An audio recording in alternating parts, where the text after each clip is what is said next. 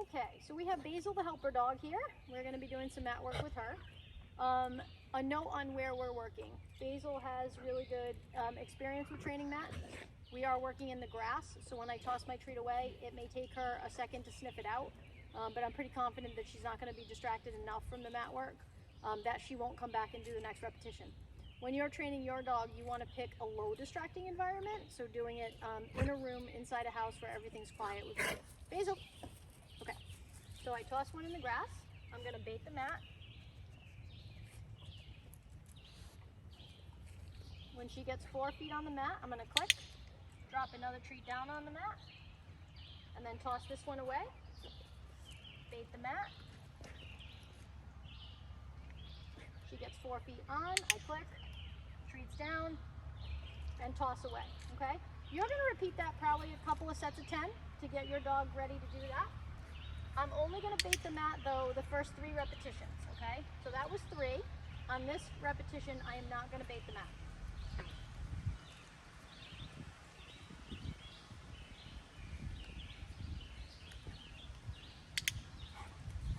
Hazel.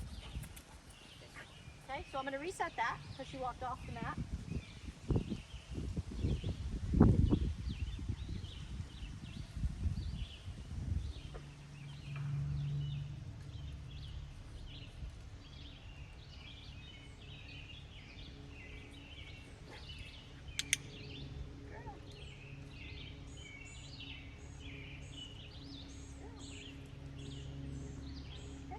Away.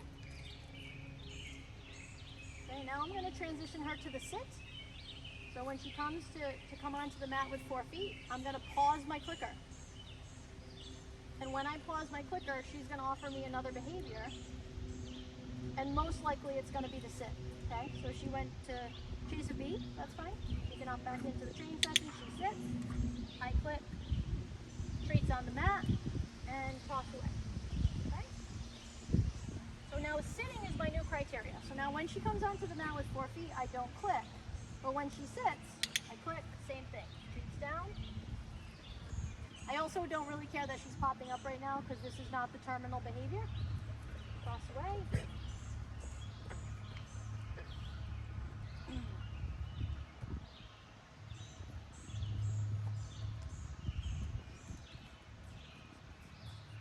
Just making sure she didn't miss any. Back on the mat. She can walk off. This is kind of her choice, so that's more reinforcing than this. But when she sits,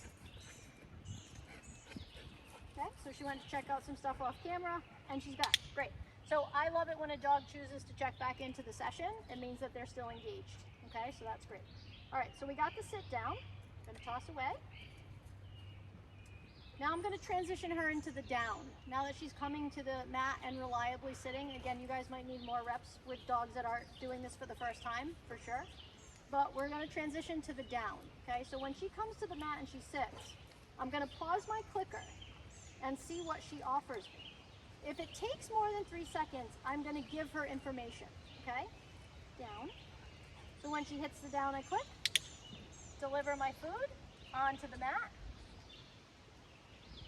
Let her eat those, and then I toss one away. Okay. Oops. Oh, I'm sorry, Basil. That was a bad toss. Okay.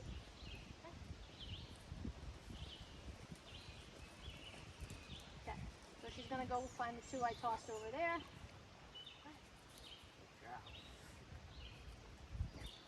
Okay, she's going to come back to the mat. She's going to sit. I'm going to pause my click and see if she connected the dots to my cueing the down on the last rep, which she did. So I'm going to feed that on the mat.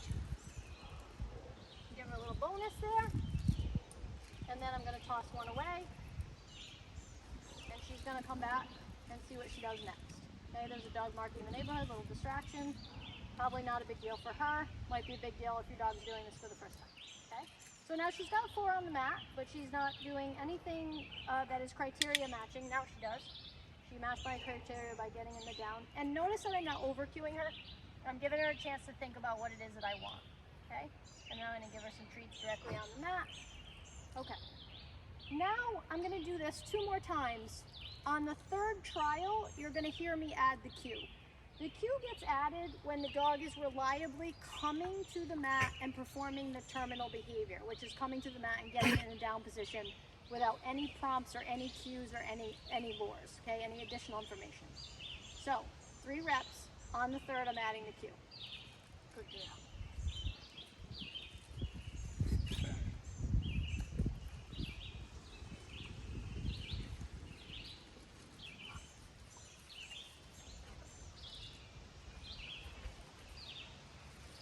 Good girl. Hi. Nice. Thank you.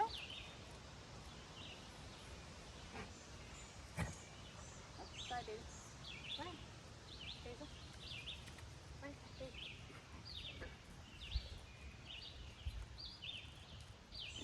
On your mat. Nice. Thank you. Okay.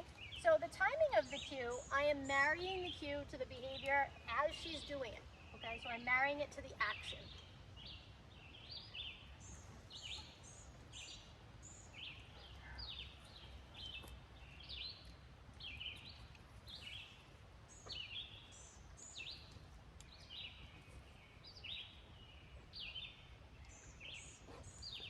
On your mat.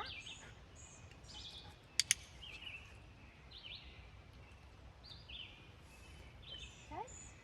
Once you get the dog, once you've done a bunch of repetitions where you're marrying the cue to the action, then you want to start delivering the cue a few seconds before they actually perform the behavior. So I'm going to toss a treat away.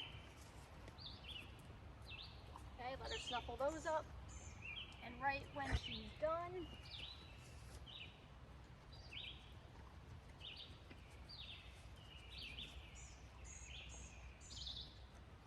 on your mat. Good girl. Good girl.